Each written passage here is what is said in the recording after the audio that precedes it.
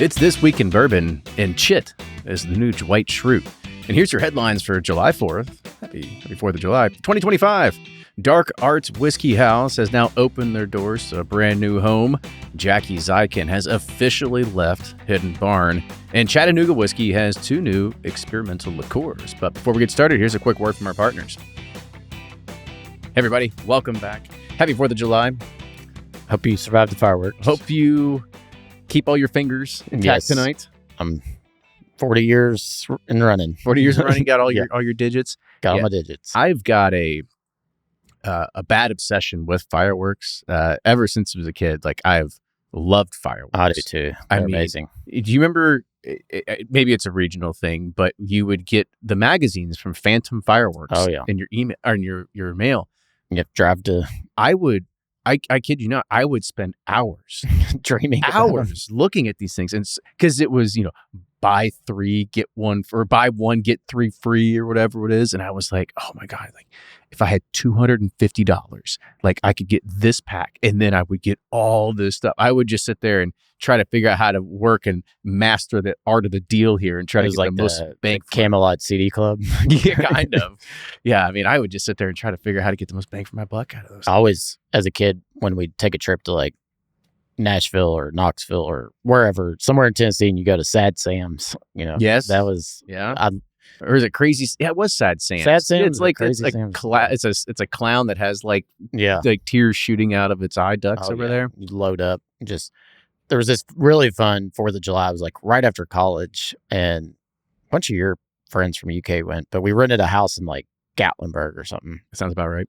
And the people next to us were like we had like 20 dudes and girls, and it was like a party cabin. And then next to us was like this nice couple with kids, and they come over and they're like, hey, we have kids and we really don't want to light fireworks, but we'll give you all money to go do it. And they give us like $500. What, to go buy fireworks? That's like a dream come true. That's like being a kid and having that dream of some guy coming over in a Porsche or a Maserati and throwing you the keys and be like, here you go, kid. And I mean, he was like, I want mortar shells, I want all the whole shebang. Yeah. And I mean, it was the most fun night of my life. Oh, that's amazing. It was fun. Oh, what a cool story. Yeah. Yeah. Well, happy 4th of July, folks. Hope you're out there celebrating, making some dogs, making some hamburgers, and setting off some mortar shells. Yep. Or do it safely and watch somebody else set off. That's right. Neighborhood gathering. Yes. So anyway, there's a new trend on TikTok, and it's kind of like, it's a recreation of The Office.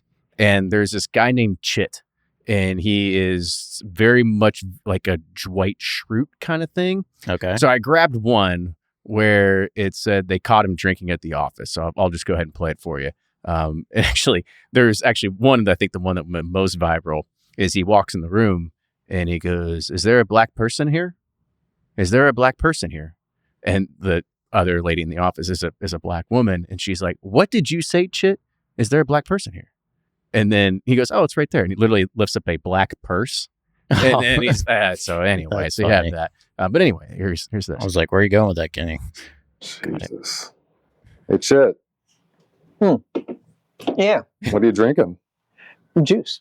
Yeah. He's drinking a mango White Claw. Yeah. Mango. You want some? No, that's okay. I'm working. Yeah. I got some at 7-Eleven because they were out of Dr. Pepper. Yeah. This guy's sure you can drink that and work? Yeah. Oh, yeah. Oh, this is my 3rd one. Did you have any other questions? No. Well, back to it then. Back to it. That's hilarious. So he's just this awkward guy, but it's very much like a scene from The Office. It's like Dwight Schrute, and they paint him as this just awkward. That's one of guy. your favorite shows, isn't it? Oh, The Office was the best. It was the best. I don't know if there's another TV series better than Seinfeld, better than Friends. I'll say it. I think it was. Ooh, Seinfeld. I might fight you on that one. Yeah, Seinfeld was a solid one. Yeah. Before we dive into it, though, what do you got here in front of us here? I see you're blending up a bunch of stuff and some rye barrels. Got a bunch of 7.5-year Kentucky Rye 95.5 from our distilling partner, Bardstown Bourbon. Been letting these babies age, and we got a special project coming out from the Millwood line. So just pulling samples. This is a first draft, so I don't know. I don't know how it tastes or anything. Well, I just tried it. I'm not opposed to it. It's got a little bit of I'd say nuttiness on the back to it. It's not it's not a sweet rye by any means. It's got some sassafras too. Some root beer vibes. Mm-hmm.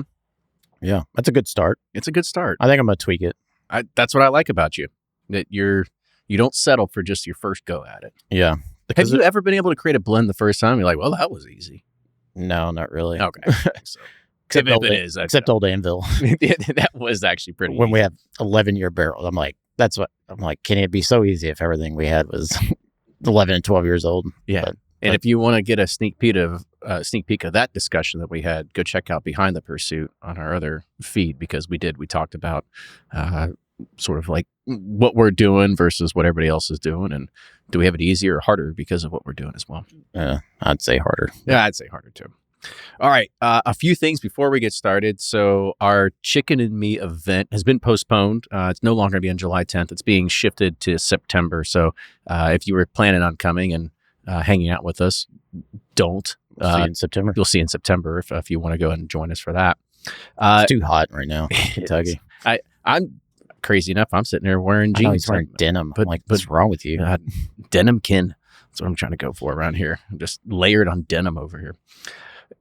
July 11th, if you're listening to this for next Friday, I will be at Revival Vintage Spirits at 7 p.m. And I will be bringing the Melwood collection with me. So you can bring some Melwood, some Derbytown, everything like that too. Modern versus Dusties. Yeah. I like it. Yeah, we'll have that. And then shortly following, July 12th is P Club pickup. So if you are a P Club member, you will be getting an email, or you've already gotten your email. I expect you to be here in person, drinking cocktails, picking up your bottles.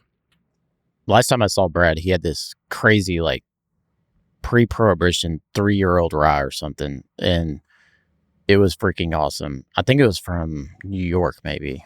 Oh, really? I don't know. Ask him about it. Okay. It was awesome. All right. I can do that. He's got so many great bottles, though. It's luxury, spoiled. Yeah. That's all I can say. I feel no... should I say, all I feel is greed and envy when you go in there. Have you been in his new spot? That's what it's all in his new spot. So that's what I'm looking forward to going. Oh, you haven't been yet? No, I haven't been. Oh, yet. It's sick. Yeah, you like it. I'm stoked for it. All right, Ryan. Well, you ready to start hitting it up with some bourbon release news? I'm so ready. Had a week off, so we had a week off, so that means we've got just a little bit more to talk about than usual. And the first one actually is as of 2 hours ago. I saw this on my Facebook news feed from our good friend of the show, John Little.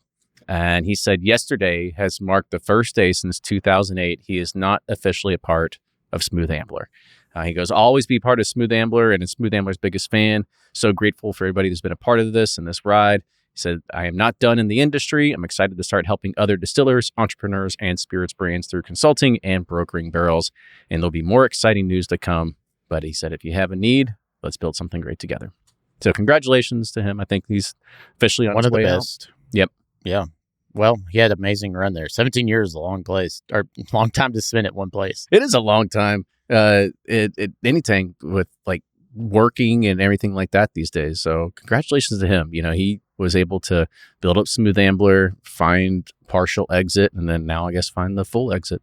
Yeah. One of the great palates, great blenders, great whiskey makers. Just just a genuinely great guy. Both those Johns are forefront of all the MGP craze as well. Yep. That was cool.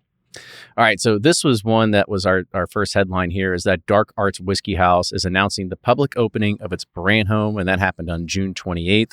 This is happening in Lexington's historic distillery district. Dark Arts invites guests to explore whiskey experiences where science, sorcery, and spirit making converge in a truly immersive environment, with interiors inspired by Gothic cathedrals, celestial maps, and the hidden chambers of medieval alchemists. The space offers an immersive encounter unlike anything else in Kentucky bourbon country, and I wouldn't think it would. The opening weekend, it had a bunch of stuff, but it has got, you'll have guiding tasting sessions, curated cocktails, exclusive bottle releases. They'll also have signature offerings like the annual Blunt Blend, the Ripple Rye, and Sherry Garcia limited releases. Tours of the brand home are now available for booking, and that begins on July 9th. Does Blunt Blend come out 420 every year? It should. That's a good one. I am very disappointed in myself. I was out of town. I couldn't make it. You were out of town. I had every intention of trying to go last week, but I got caught up in building, trying to get our stuff ready for opening downtown. So I do want to get there. I do want to go and say congratulations to Macaulay. Congratulations to Sarah, who recently joined from It's Bourbon Night. So very awesome to see what you all are able to build over there too.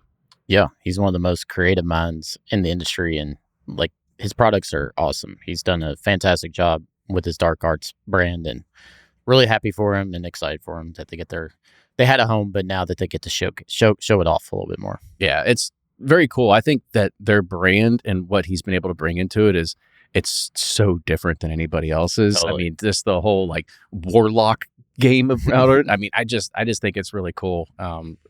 It's a perfect place to probably Macaulay. go. Yeah, I know. Perfect place to go. Speaks Do Macaulay all acid, over. trip mushrooms, and hang out and drink whiskey. I think That's that's the best part about it. No doubt. So, all right. So Jeff Hopmayer, he's the founder of Brindiamo Group. He's also been on the show in the past, has made an unspecified investment in Four Branches Bourbon. So Hopmayer is best known for founding Brindiamo Group, who's a full-service whiskey partner that gives solutions for sourcing, managing, and investing in premium whiskey. And in May this year, Four Branches Bourbon collaborated with country music singer Dylan Carmichael, blah, blah, blah, blah, blah. Also, Greg Snyder joined from Chicken Cock. He's now their master distiller, strategic advisor, is what it says. And he was at Brown-Forman before that, wasn't he? He's been in the industry for quite some time, bringing 47 years of industry experience to the company. Gosh, how do you survive 47 years in this? Well, apparently you don't sell out to Pernod, right? You just keep working. That's right. Yeah. Well, that's awesome. I got the luxury and privilege to hang out with the Four Branches owners at Oaks one year. Mark Irwin from BBC invited me, and Danny Police from Penelope, and the Four Branches owners. Super awesome guys. Great story. Obviously, I have good whiskey because Bardstone's one of their partners, but that's exciting for them. Jeff's one of the movers and shakers in the industry, so if he gets behind it, I'm sure it's a great thing. I'm sure they will find some way to blow it up even bigger than it is. Totally. All right, so moving on here, I guess I'll say it. It might be a week old, but whatever. 3 major beverage companies, Constellation Brands, Brown-Forman, and Diageo, are currently all facing lawsuits here in the U.S. Constellation Brands and Brown-Forman being sued by shareholders who allege that they were misled about financial results, causing them to lose money. Specifically, the lawsuit against Constellation Brands claims the company made false and misleading statements about its wine and spirits division sales, and that performance happening between April 2024 and January 2025. And shareholders accused Constellation of inflating its performance ahead of selling some underperforming wine brands. The company's shares have dropped significantly in the past year, and Diageo is facing several separate lawsuits regarding its, or should I say, this is the big one, is that it's 100% agave tequila brands. And consumers are claiming that it's being untruthful about the products and the ingredients. Yeah, MGP had this issue as well with shareholders. And it's like, where were you when the stock was going through the roof? Yeah. The previous 8 to 10 years. But it's an investment. It's a risk. Yeah. I don't know what you can say. I do say this as a shareholder of Brown-Forman stock when I bought it when the time was good. Now it's lost like 80% of its value. So whatever. So you're part of the suit? I am. I will get my $150 back. That's right. I have no idea how much I invested, but it's not looking good. I didn't know that you could do that. That you're just like, oh, it's gone down. You lied. You can just sue. Yeah. I mean, I get it if there was like insider trading or if there was something unfair. I think they're trying to say that they're just fibbing the numbers. But I don't think they're fibbing the numbers. I think everybody just saw a massive decline, and that's just what all it happened overnight. It wasn't like all the big spirits companies are feeling it. Not us, but big ones are. Totally. All right. So speaking of more things, more buyouts, more trading hands, whatever it is, J. Mattingly, 1845, is purchasing the equity ownership of its founder, Jeff Mattingly. The transaction will leave 100% of the company's ownership with an investment entity controlled by Andrew Varga and Carl Cordova of Gold Corn and Company. And Cameron Mattingly, Jeff's son and vice president of production, will remain in his role as the company overseeing all bourbon making, blending, and double staving, and also other bottling processes. All their employees will also remain in their current roles. The sale is expected to close in 90 to 120 days. Varga. So I know there's a Varga that was really high up at Brown-Forman. This is the same Varga. I don't know his first name, but I assume it's Andrew. Yeah. Well, I know, but I don't know the guy I've met, I can't remember his first name at a party, but I'm assuming it might be the same one. I remember we're kind of probably talking some inside baseball here, but we've had some conversations because they do quite a lot in online advertising, and I tried to understand exactly how they were being so successful in. You just come out with vet bottles. Well, that, but I mean, there were some other things that they were doing, and I was just like, I don't know how they're doing it, but good for them. I think DTC and online purchasing of whiskey is still very, very difficult to crack that nut. Yep. And they have I haven't been, but a lot of people that come here, they've gone to Jay Mattingly, and they're, they do the blend your own and this and that, and they have a great time. So I think, and they're perfectly situated right across from Buffalo Trace. So I'm sure they have huge visitor numbers there. Oh yeah. Just take the overflow. You just got to have a bigger sign. That's right. Hey, you done over there? Come on over here. They're out of Blanton's. Come over here. Yeah, exactly. Like we got Blanton's as well, but we don't call it that. That'd be the way to do it. But yeah, I guess congratulations to Jeff for selling your equity, and now you're off to not off the pasture, but greener pastures. Greener pastures, maybe that's the best way to say it there. All right, so Jefferson's Bourbon has teamed up with entrepreneur Brooklyn Peltz Beckham and his hot sauce brand called Cloud 23. And it's introduced a new twist on rye cocktails. So they reinvented the classic Manhattan using Jefferson's straight rye whiskey and Beckham's hot sauce, creating a drink called Brooklyn 23. This collaboration aims to blend new flavors, encouraging cocktail enthusiasts to try a spicier version of classic drinks. And to make it easy for people to try at home, there's also going to be a limited edition kit called Manhattan to Brooklyn that you can get through Cocktail Courier. And it's going to include all the ingredients that you need for $35 per bottle. Sounds hot. Yeah. I don't know if I like this. I love my Manhattans because I love like a depth, but with the sweetness to it. Like the nuttiness, the fruitiness, and I hate with a passion spicy margaritas. I like do jalapeno margaritas. Don't like them. I've tried them. It's like instant heartburn. I just don't get it. And I don't like the flavor, but it's like one of the most hottest things right now. People love them. Yeah. Jalapeno infused margaritas. No thanks. Bloody Marys. Not a fan. I hate Bloody Marys. See, Most me overrated and you cocktail align ever. so well when it comes to this. We're also like team no smoke. No smoke. We tried a cocktail earlier today, and I tried it, and I go, Stace, I don't like this. It's got too much smoke in it. And she goes, there's no smoke. I go, well, it tastes like smoke. And she goes, like, it's some kind of random tea or something like that. Oh, I tasted it yesterday, and it was really smoky. I was like, dial that down from... We're like, don't even show this to Kenny. Yeah. I was like, just get rid of any smoky ingredients in here. Yeah, he's not going to like it whatsoever. I don't know. It's just one of those things that I get it. Like people, and I get the visual of it. I was there too. It's like you have the idea of like having a visual of a smoked cocktail. It looks cool, but man alive, like I struggle to drink it because I'm just like, wait, I hate peat. I hate peaty scotch. Why would I ever in my life ever think I'd like a smoked cocktail? And it's cool to watch, but man alive, it does not sit well with me. No, same. I only like smoking my meats. Yes. Or other things. I was going to say, maybe I was like, I'm not going to say anything yet. We can drop some stuff here later. The blunt blend. Yeah. Well, I don't know about that, but smoking meat stuff, who knows? We got some other things in the works. Can't wait to be able to talk to you all about it. I just kind of noticed in my arm here, we filmed something a little bit earlier. So you see one arm that has hair and one arm that doesn't have hair. So you'll see some fun social posts come out, but I sacrificed my arm hair today. Yep. You look like the gym rats, Is that what I need? Yeah. Just total body shape down. That's right. All right. So Chord Bourbon has announced the appointment of Michael Nanula, I guess that's what it is, as its new CEO. Nanula will oversee all aspects of the business, including capital raising and activities of his 4 departmental directors. And before this appointment, he served as CCO, the Chief Commercial Officer. This decision was made by his predecessor, Paul Nanula, who's also a Rock and Hall of Fame inductee and chairman of the 3-Board Chord, Neil Giraldo, and the rest of the 3-Chord Board of Directors. This was a brand that was also founded by Neil Giraldo as well. And 3-Chord Bourbon is dedicated to creating premium bourbon that harmonizes exceptional craftsmanship with passion for music. Well, congratulations. Yep. Changing the guard right there. All right. So hats off to our sponsor, Give 270. since you're a sponsor, you get in This Week in Bourbon every single time. They are hosting Whiskey Wednesdays Round 16. It's the Kernel and Cash Raffle Series, which will take place each Wednesday from July 2nd through September 17th. The raffle will feature 12 weekly Colonel E.H. Taylor prizes hidden behind 12 locker doors, plus an ultimate prize, including a vintage 1956 bottle of E.H. Taylor. I didn't know they had 56 bottles of E.H. Taylor. And a cash jackpot. The grand prize winner will also have the opportunity to select a nonprofit to receive a donation, and each ticket gives participants 5 chances to win each week. Tickets are $5 each, and you can go more at give270.org.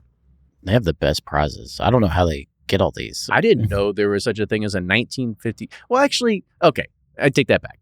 I do know. I was thinking of like Taylor tubes, but I was like, wait, this is like actual. That's like National E.H. Distillers. Taylor. Yeah, like the real deal, Holyfield. Okay, never mind. Yeah, because we've had, what was that Taylor that we had at my Old house? Taylor. It was 1912. Yeah, it was pre-prohibition. Yeah, that was a special one. It was a special. Thanks, Brian Hara. Thanks, Brian Hara, our attorney. Yeah. See, we pay him money, and he brings us vintage whiskey. That's right. He still wins. He still wins. That's the greatest. It's a great companionship right there. All right. Our other headline here is that Jackie Zykan has now officially stepped away from Hidden Barn. Neeley Family Distillery will continue to produce the brand. However, Zykan created Hidden Barn back in 2022 in partnership with Royce Neeley and Nate Wenger. In 2024, Neeley purchased Hidden Barn from its partners, with Zykan remaining as master blender, with Nate as the brand ambassador. Nate will continue as his role as brand ambassador, and Neeley will continue the production of Hidden Barn with the same flavor profile that it's known for. Zykan will stay involved with the Neeley Family Distillery by supplying some of its herbs used in its award-winning absinthe. There are no plans to make any changes to Hidden Barn Bourbon after Zykan's departure. Yeah, I can't say I didn't see this coming. Yeah. She's kind of distanced herself, over the past few years, and you're always like, where's Jackie? And, with this brand, and because she was like the figurehead kind of around it, and why it was so successful, I think, with the launch. But she's got other interests now and doing other things. And so I totally saw this coming. I would have to guess this is her exit from the industry. Totally. I don't see this. I don't know what else she's going to be doing, but all I can say is best of luck to her. But I kind of look at this as her going, yeah, I think I've had enough. Yeah. Which I think she's got a kid and she's got a lot of things going on, wanting to travel, do a lot of stuff in Colorado. She was doing like perfumes or colognes or candles or something like that. Yeah. Too. Yeah. I'm sure another side hustle, but one of the best minds and tasters, blenders, personalities out there, friends, so everything like that too. We'll definitely miss her. Yes. So anyway, that was that one. And our last one that's kind of like a fun one for our friends in New York that who knows if this sets a precedent for somewhere else.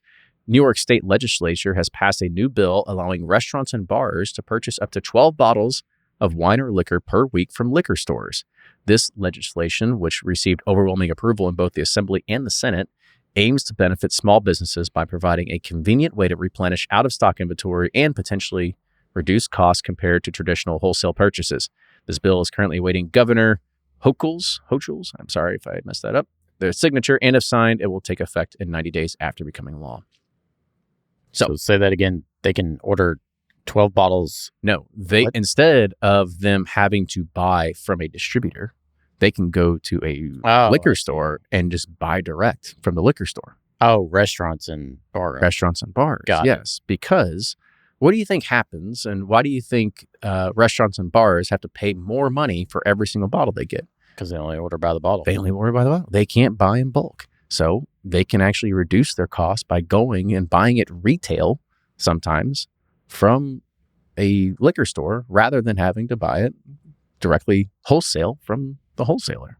I like this idea. And if all of a sudden the wholesaler goes like, oh, I'm out, I can't get it to you by the end of today. It's on my menu. Well, I can just run down the street and I can go get it real quick, right? Yeah. Easy replenish, easy fix. You remove more friction in the system. Makes sense. I like it. I like Common sense. Let's go ahead. Roll this out. Rest of the country. All right. With that, we got a quick commercial break. We'll be back with some bourbon release news. Hey everybody, it is bourbon release news time. And this first one goes, and I don't know, this probably plays in the dark arts world. Or maybe, did you ever play Magic the Gathering when you were growing up? Never heard of it. You ever played Magic the Gathering? No. Like the card game with like warlocks, and you did No. you?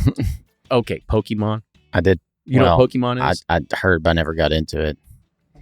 Wait, you're telling me you don't even know what Pokemon is? I know what Pokemon is because of my kids. Okay. I never played it. Well, I didn't either. Yeah. I didn't either. My brother was a nerd, so he played Magic the Gathering. Anyway, this is going nowhere because apparently you don't know anything. You don't know what Magic the Gathering is? Never heard of it. Oh, geez. You need to go. Okay. The next time you go to a card shop with your boy, Yeah. all right, you got all the baseball cards in one end. Go to the nerd aisle, okay? Because then you're going to go see all the expensive, like, other card games where people were, like, thrown down and they're like, oh, I collect 12 mana and I up my health or I destroy you with my... Sounds like you're into it. No, I'm not. I'm just saying, at one point, I thought, like, oh, okay, but I might have had, like, a deck. But beyond that, no, I didn't play it. My brother did, though. Anyway... Sounds like you're stealing your brother's cards. I know, it sounds like this. All right. So Matthew Lillard, if you know him, he's the actor and everything like that. He's also the person behind Fine Familiar Spirits, and they're known for fantasy and storytelling of their themed beverages. And they've now partnered with Manifest Distilling to launch the expansion pack. So the new venture will be based in Jacksonville, Florida, which Manifest Distilling is somebody we know because of our friend Blake over at Sealbox. And they aim to support independent and craft spirits brands by offering a range of services. These services include custom blending, branding, designing, bottling, compliance assistance, and logistics. However, Fine Familiar Spirits, co-founded by Lillard and Justin Ware, has now seen significant success since its launch back in August of 2023, selling over 70,000 bottles across its 8 releases. Wow. Including its Quest End whiskey and horror-themed tequila range. Expansion Pack is designed to enable other creators to develop and scale their brands by providing a platform rooted in craftsmanship and care. As a part of this new initiative, a 40,800 square foot warehouse has been added for storage and fulfillment. So who wins in a battle, the tequila or the whiskey? Well, it depends. What kind of magi do you have and what kind of special sword? How many mana do you get? Yeah, exactly. See, that's what I'm talking about. Yeah. But expansion pack, and if you're a gamer, you know what expansion pack is. Okay, so we got. I've been to Manifest. It's a cool spot. Have you? Yeah, I went. Blake took me to a Jaguars game, and it's right next to the stadium. Really cool facility. Great. I love their packaging. Great. They had really good. I love their gin. It was good, and I know they've had some whiskey. Some of it I like, some I didn't, but really cool people, great spot in Jacksonville. Very cool. Yeah.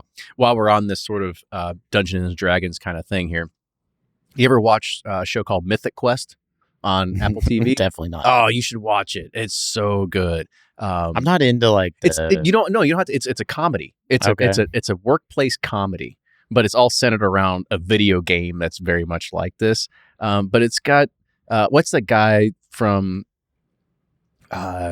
Always Sunny in Philadelphia? He's Mac. Guy? No, Mac. He's the guy that owns Wrexham. The guy that owns Wrexham. I never watched Always. Okay. I know I'm bad at Who owns Wrexham? It's Matthew. What's his name? Matthew Broderick. No. Oh, sorry, Rob McElhenney. Don't know. Yeah, you do. You know who Rob McElhenney is. He's the guy from. Oh gosh, now, man. No, here, hold on. I'm gonna get this. Rob, that guy. You know Rob. Yeah, he looks familiar. Oh my gosh! All right, you're pop culture. I know you. Anyway, he's a screenwriter, actor, everything like that too. But it's hilarious. So if you're a fan of Mythic Quest, yeah, okay. And if it's on Apple TV, so if you're a fan of kind of like office comedy humor, which obviously I am, we just talked about at the top of the show. Friends, Neighbors, and Friends and Neighbors. That show on Apple TV is great. That's a fantastic one as well. Yeah. Not as much office comedy, but no, still very much a comedy in its own regard. Rich white people comedy. Yes, yeah. I do like how they're just stealing watches that just are like $250,000, and they're like, yeah, they'll never notice. Exactly. And they don't. They don't. All right, let's keep going here. So Barrell Craft Spirits has released Barrell Bourbon Batch 37. This is a new blended bourbon, and this is coming from 3 states that are 8, 11, and 12-year-old bourbons from Indiana, Kentucky, and Tennessee. It is 8, 11, and 12 from Indiana, 13, 14, 15 from Tennessee, and 10-year-old from Kentucky. It's bottled at 111.38 proof, derived mash bill is 78% corn, 18% rye, 4% malted barley, and it's going to be available for $85 a bottle. Sure, it's good. Sure I love is. the barrel batches. They're always good. They haven't missed. There's always some that are like a little bit better than the others, but they rarely miss. Yeah. Rarely miss. Exactly. All right, so Chattanooga Whiskey, they got a double header here. The first one is they have the new bourbon liqueur called Batch Alpha. This is an intergalactic comet crusher. That's what they call this one. Man, a lot of fantasy today. It really is. Inspired by a craft of unknown origin that crash landed on the roof of Chattanooga Whiskey Experimental Distillery in 2015. And after 10 years of what? I know. I get it. And after 10 years of reverse engineering, they're releasing this bourbon, liquor infused with at least 42 botanicals. Batch Alpha Intergalactic Comet Crusher will be available at the distillery June 24th, which is World UFO Day, so I guess it's already passed, at $50 a bottle. It's bottled at 84 proof. So that's the first one. This next one, it's not as intergalactic or crazy, but it's their new experimental single barrel batch series, Batch 44, Bourbon Barreled Limecello. Oh, sorry, Limecello, not limecello. I had the limecello. Limecello is great. So this marks the third rendition in the distillery's evolving range of citrus-based cellos, which are made of 100% real whiskey and infused with all natural ingredients. This is the first time the company has utilized 100% column distilled whiskey in a liqueur, which they say accentuates the bright fruits and the floral character from the infusion of the lime peel, lemon peel, and galaganol root. Yeah, I was gonna mess that one up. It's made from a batch of 5 barrels, and this was finished for nearly 3 months in single-use Tennessee high malt barrels. This will be again available for $45 at the distillery. I've never had limecello, but it makes sense. I bet it's good. The limecello, it does. Make a little spritz out of it. I did see their Instagram a week or two ago. Have you seen they have a new bottle for their experimental stuff? No. It's green. It's like ecto cooler green is the color of the bottle. It's the same bottle shape, but the glass is like this hazy green color. That's it. cool. It's kind of like like you're in I don't know, if you're drinking absinthe, that's kind of exactly what it looks like. Well, that's cool. Yeah, I'll check it out. I'm sure it'll be sold on Sealbox. I'll tell Brian to order some. There we go. It's like get one in the other office there. We gotta that's right. Check it out. Congratulations to them. Really cool to see that too. We got 3 more. This next one is kind of surprising. I was like, oh, they're still up and kicking. Kentucky Al is releasing Batch 13 bourbon. So this final expression, I have no idea if that means like final, or if it's final, created by former master blender and Kentucky Bourbon Hall of Fame inductee John Rhea prior to his retirement. So Batch 13 showcases the craftsmanship of blending key components of multiple barrels, yada, yada, yada. 5 different bourbons comprised of primarily 8 and 9-year-old barrels. Batch 13 is presented at 56.8. I can't do the math. Suggested retail price $400 a bottle. That would be 113.6. Thank you. Yeah. All right. Well, can you do the math on $400 an ounce there? Because that's what was the price per bottle? $400. Oh boy, they haven't learned anything. That's what I was like. This actually might be the literal nail in the coffin. I have no idea. Yeah, Dixon didn't use the Phoenix blend. Then I thought that whatever. Yeah. Phoenix is not the last one. This is not the last. So rise from. But anyway. Yep. So who knows? If you see it out there, let us know what you think. I guess you'll maybe wait. I don't know. You might have to wait for those St. Patrick's Day bottles to make room on the shelf to bring the rest of them in. They got to be heavily discounted by now. Yeah. I did. So it was funny. They had a blend. I can't remember. It was like a Japanese blend with somebody. Yeah. I think we have it. I have it at home. Oh, never mind. I think you took I was like trying to clean up my bottles at home, and I was like, oh, this looks interesting. I tried it. You did inventory at your house? Yeah. Okay. And it was actually, I was like, it's pretty damn good. Mm-hmm. That's the bad thing about this, is that it was actually really pretty decent. It was actually really good. It's just, the prices are just too much. And it's like, it didn't have it just didn't have the gravitational pull I think that they really wanted. It just didn't pull the fanfare. You could put a $400 price tag on maybe some rare character in Willett Family Estate, and it could probably sell. That was going to be my next line. Just have Pablo sell it. It would probably pull that.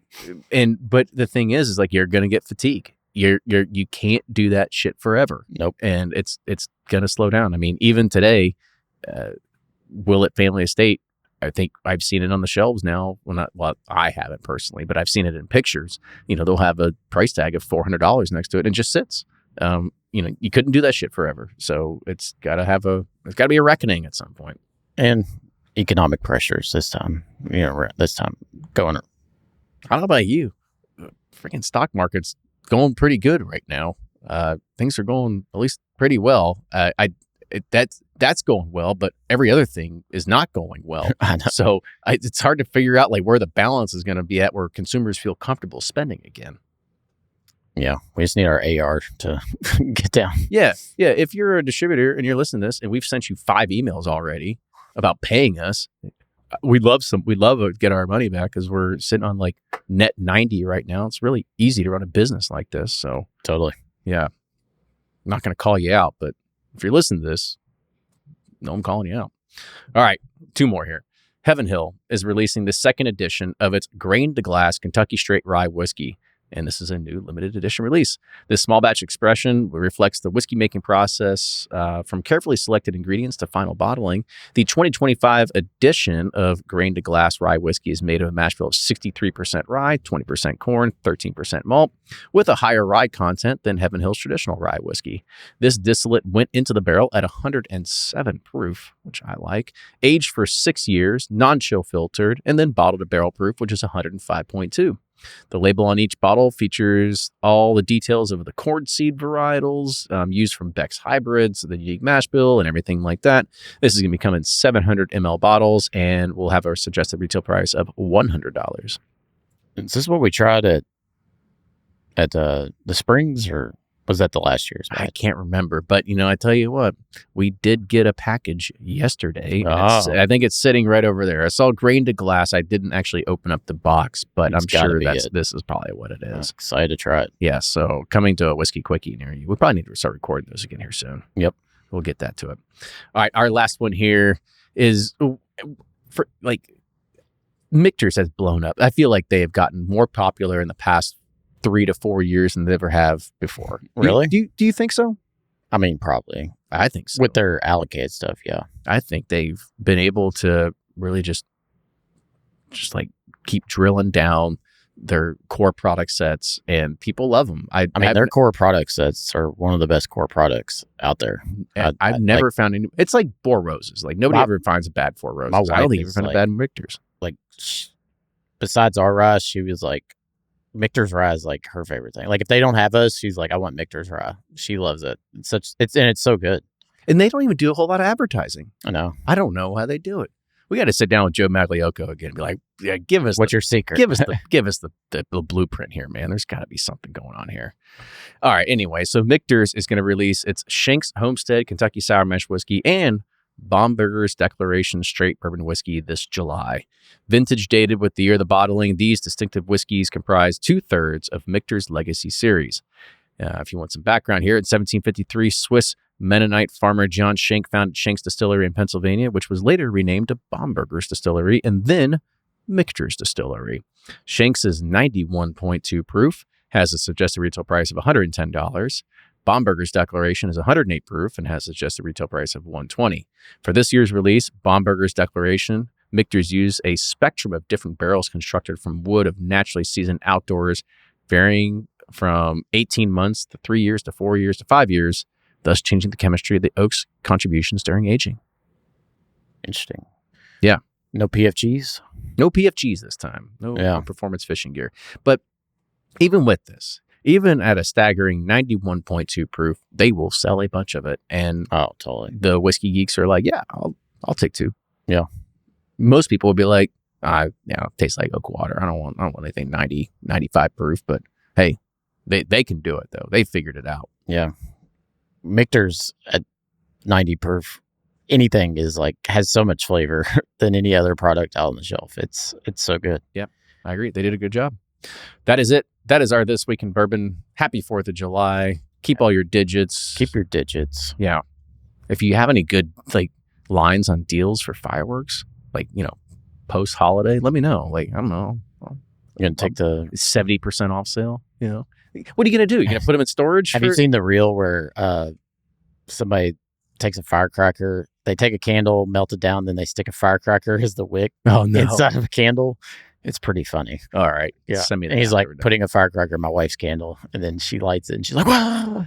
It's hilarious. Because those, if you pull one off of the whole trail of it, those are like the paper ones, and they go like, yeah. Okay. Yeah, it's pretty funny. All right, good. Yeah, I was like, there's no just like, and if you're enjoying this holiday, it's the weekend of the Rarita. It's one of the best drinks out there. Yeah. Don't just pour yourself, make a gallon of it. 5 gallons. Make it 5 gallons of it. Yeah. Just get a Gatorade cooler and fill her up. Get the recipe at pursuitspirits.com. It's right on there. All right. That is it. That is our This Week in Bourbon. Cheers, everybody. We will see you next time. Toodles.